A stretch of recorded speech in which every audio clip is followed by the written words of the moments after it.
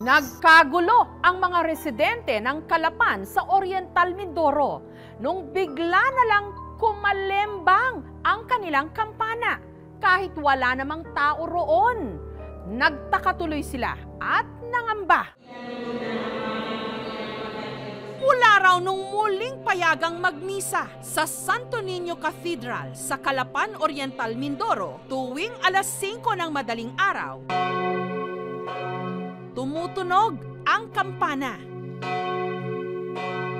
bilang paalala sa kanilang 6 a.m. Mass.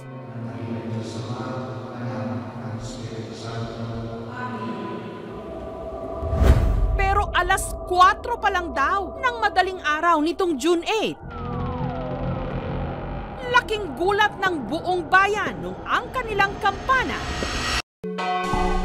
bigla na lang pumatingaw na tumagal ng mahigit 10 minuto.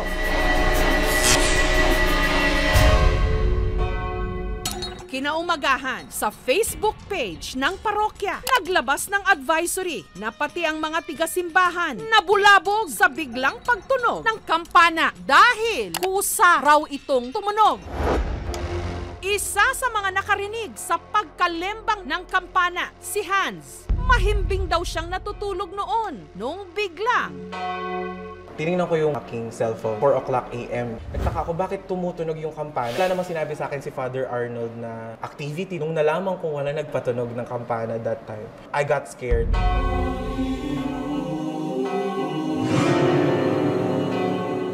Nang umagang iyon ay nagulat at nagulantang kami sa mahabang pagtunog ng kampana sapagkat ito'y hindi pangkaraniwan. Actually, ang pagkakaalam ko dyan, natunog ng alangang oras ay may kalamidad or may malaking sunog.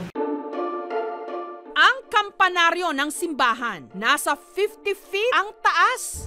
Para mapuntahan ito, kailangan munang umakyat sa pangalawang palapag ng simbahan. Meron pang 3 hagdan na dapat akyatin sa isang makitid na butas para lang marating ito. At dito na nga bubungad ang 5 iba't ibang klase ng kampana. Para tumunog ang mga ito, may pipinduting switch. At hindi raw nila alam kung alin sa mga kampanang ito ang kumalemba noon ngang alas 4 ng madaling araw ng June 8. Ang direktor ng Santo Niño Cathedral na si Father Arnold Magboo at ang sakristan mayor na si Chokoy na nakatoka sa pagpapatunog ng kampana, kasama sa mga nagising sa biglang pagtunog ng kampana. Ang lakas na niya. Naisip ko na ibaba yung breaker ng mga switch para sa bell tower, kaso hindi pa rin siya tumitigil. So nagdesisyon na kami magpunta para tingnan. Yung switch dito sa baba, naka-off naman, pero natunog. So nasa isip nila, baka mayroong humihila ng bell kasi pwede yung patunogin manually. Kaso nakalak naman yung gate papunta sa bell tower. Pag-akyat namin, walang tao. Doon ko nalaman na kusang tumunog yung bell. Medyo natakot ako. Pero hindi raw ito ang unang beses na misteryosong mag-isang tumunog ang kampana. Naalala ko yung kwento ng mayor namin nung dumating ako dito sa Santo Niño Cathedral. Alam mo, Father, ang ating bell walang nagpapatunog pero tumutunog ng kusa.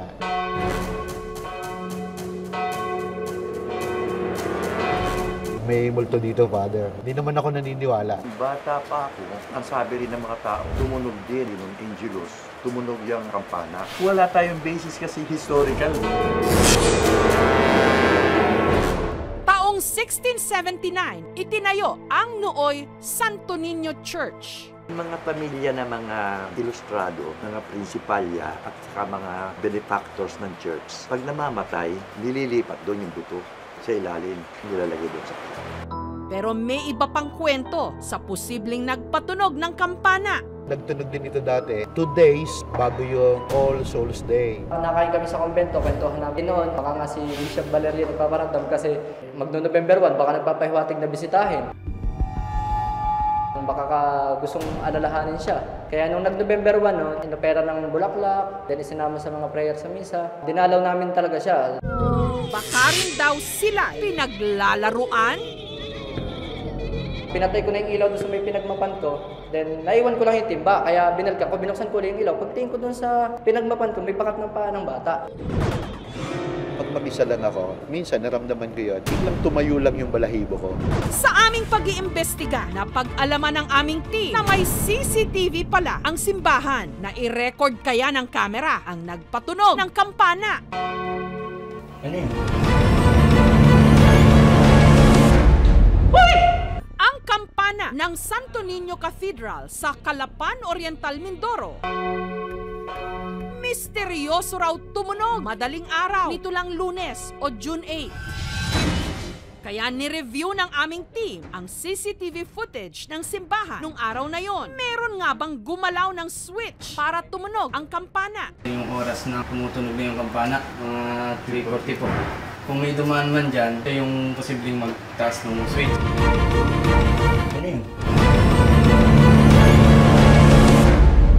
Makikita na yun, wala naman dumadaan. Nung nireview namin, wala namang nakita. Paano nangyari yon?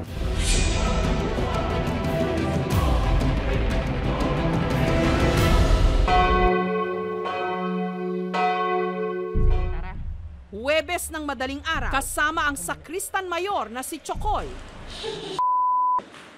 Inakyat ng aming team ang humigit kumulang 50 feet na kampanaryo. Mataas, no? Uy, may kasunod ba tayo?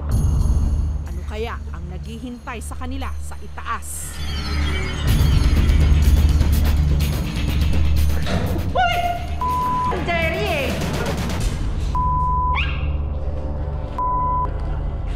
Isa pa.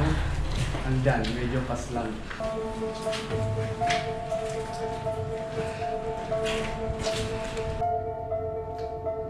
Makikita niyo yung apat na kampana, tapos may maliit na isang kampana dito. Siya yung tumutunog na kahit kami na andito sa taas, ang lakas ng palo niya.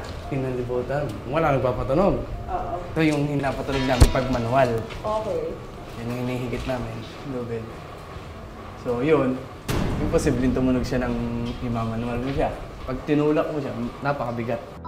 Meron nakapagkwento sa akin na dito daw sa bell tower na ito may naririnig sila sa baba na umiiyak. Kasi dahil daw, dati itong bell tower parang ginawang bahay aliwan yung time ng mga Japanese. Kinikilabutan din. Na sila yung may gawa nito.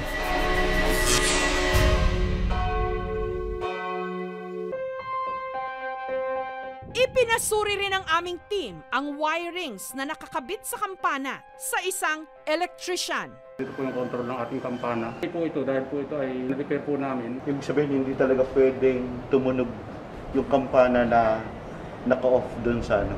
Hindi po, Father. Kailangan po masuplayan ng kuryente para po gumana ang ating motor ng kampana. Mahirap nga po ipaliwanag ano man po yung pinagmulan nun. Pero imposible po sa kuryente. Wala po akong mapagkitaan na yun po ang magiging dahilan. Ako po ay naniniwala sa isang himala. Sa huli, sa direktor mismo ng simbahan na si Father Arnold Magbuo, umalingaw-ngaw ang isang paalala. May mga bagay talagang mahirap ding ipaliwanag. Ang mahalaga sa akin ay yung mensahe na naiiwan sa atin. Kasi yung bell naman pagtawag yan, hali kayo, manalangin kayo. Manampalataya tayo. Ituloy natin ang debosyon natin sa ating mahal na Santo Niño. Sumimba na kayo, wala na kayong dapat ikatakot. Marahil daw, panahon na rin para tumalima sa kung anumang mensahe na gustong ipaabot ng itaas. Thank you for watching, mga kapuso. Kung nagustuhan niyo po ang videong ito, subscribe na sa GMA Public Affairs YouTube channel. And don't forget to hit the bell button for our latest updates.